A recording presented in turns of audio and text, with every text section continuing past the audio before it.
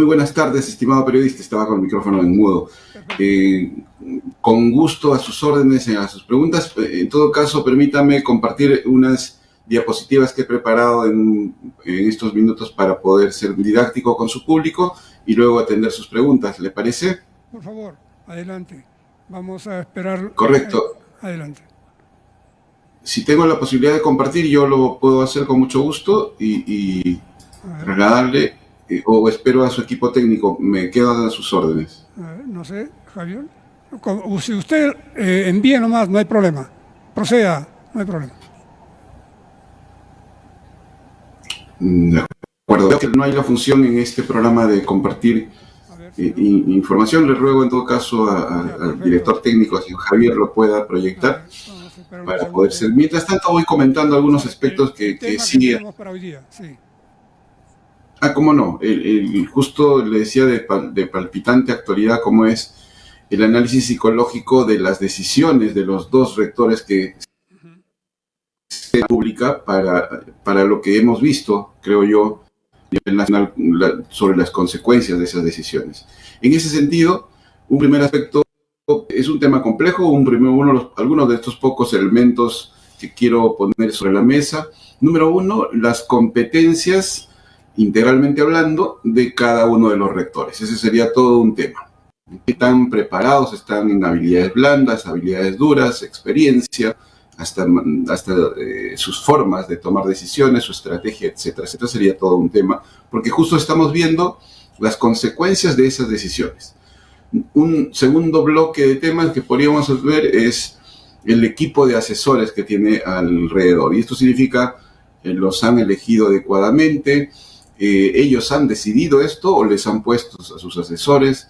¿Hay una proactividad para escucharlos a ellos o es que simplemente lo tienen ahí para cumplir con el organigrama y gestionar los pagos y quizás hasta están haciendo otras funciones? Dejo las preguntas. Un tercer paquete que podríamos poner en la conversación, dependerá de sus preguntas, es el tema ético. Es decir, ¿hay algún sistema de evaluación de la cuestión ética en la toma de decisiones de los rectores? Vamos a ampliar de los altos líderes de las instituciones públicas, cómo se dan estas decisiones. Sí veo que ya tenemos el apoyo visual, gracias al amigo Javier.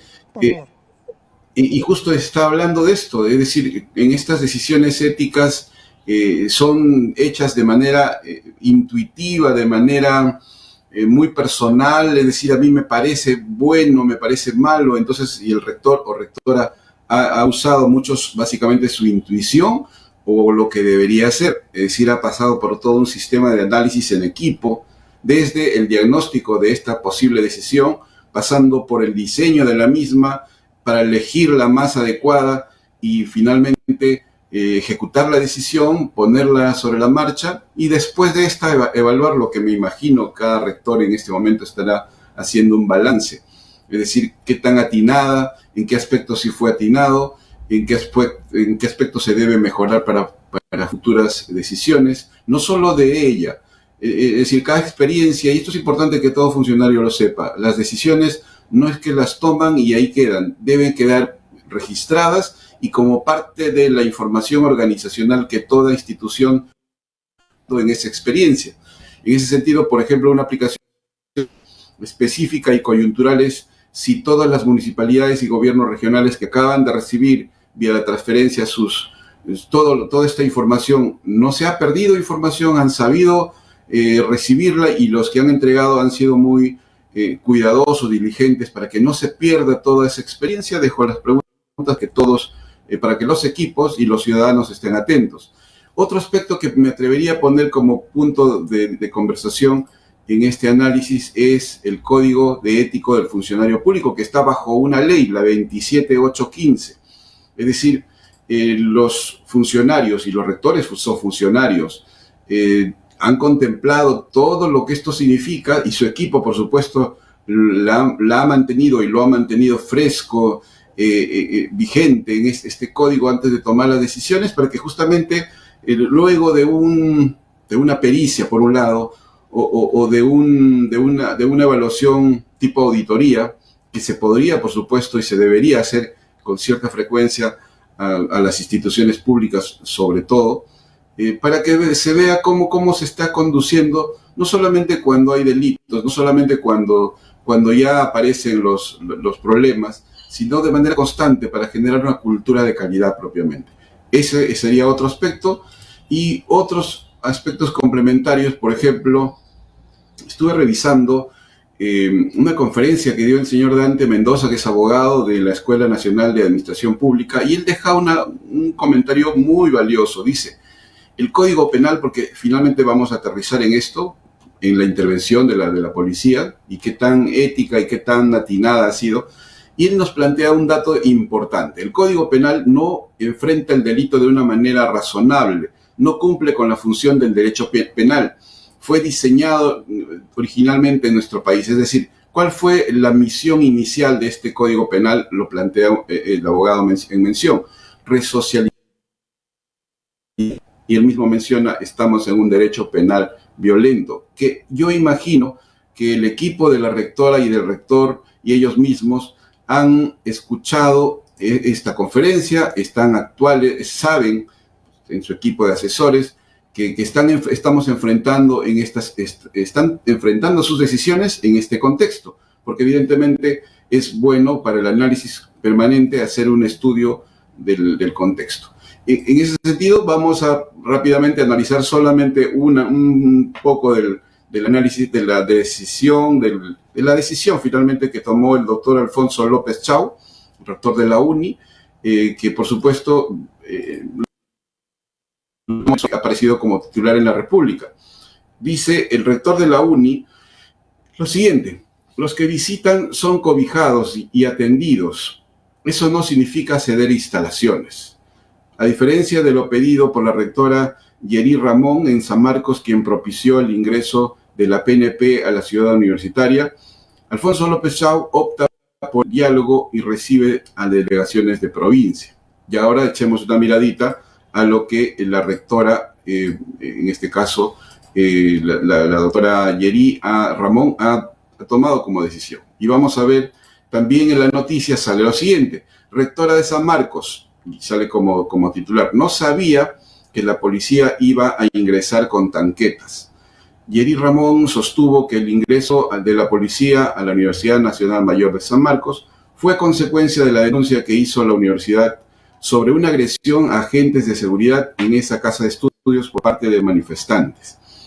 Y entonces pasemos finalmente un poquito a las consecuencias. Les debo comentar que me decidí a compartir también en nuestras redes el el sábado 21, para corregir la fecha, el sábado, todo el Perú está en una situación de total vulnerabilidad legal que su equipo y en general los rectores saben que el Estado de Derecho, desde que aparecieron estas intervenciones en Ayacucho, en Puno, etcétera, saben que se están violando los derechos humanos. No hace falta ser ni abogado para decir esto. La realidad lo está demostrando. Es decir, para dar un ejemplo simplemente, se ha saltado todo el debido proceso y a los jueces, y los policías detectan a alguien que parece que está tirando una piedra y le dan un balazo a la cabeza, al cerebro. Eso significa que han condenado, lo habrían investigado, lo habrían condenado y lo habrían ejecutado con la pena capital, y de esa manera. Esto escapa a una sociedad civilizada de estos tiempos. Entonces, evidentemente, hace varios días que nuestro país está en un estado de total vulnerabilidad, como lo he mencionado, y esto, insisto, no hace falta ser abogado, es muy, muy, muy fácil de darse cuenta. También hay una maquinaria psicosocial que no se dice, y esto también debo hacerlo público, como una denuncia pública, que esta maquinaria social potente, psicosocial potente, de terruquear, de diferenciar, de dividir al país vía los medios de comunicación masivos, y que mucha gente cae en esa trampa y empieza a terruquear simplemente porque ve algunos rasgos, escucha algunas opiniones que difieren de lo que oficialmente se está diciendo, etcétera, para que les apliquen,